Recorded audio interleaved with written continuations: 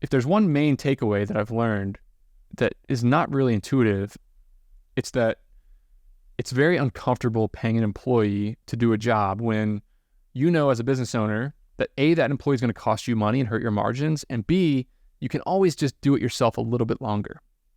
I can physically do this myself just a little bit longer. It's very uncomfortable to hire an employee when you think, is this really a full-time job? Do I really need to invest $20, $30 an hour or $40,000, $50,000 a year? The answer almost always is no, you could keep doing it yourself. But when you hire a good employee and when the business starts to click, a week after these hires sometimes 2 weeks, a month after you've made this hire, you look back and you're like, how did I ever do this without this person? How did I run this business without this person that I hired a month ago? And here I was a month ago thinking that I didn't even need to do it.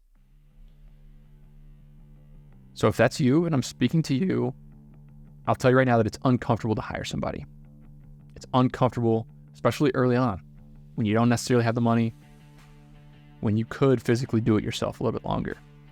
But when you understand the power of delegation, when you get these people who are good A players in your business, your world opens up, you make more money, you spend more time selling, you spend more time working on your business instead of in your business, and your world opens up. And it'll make your life 10 times better.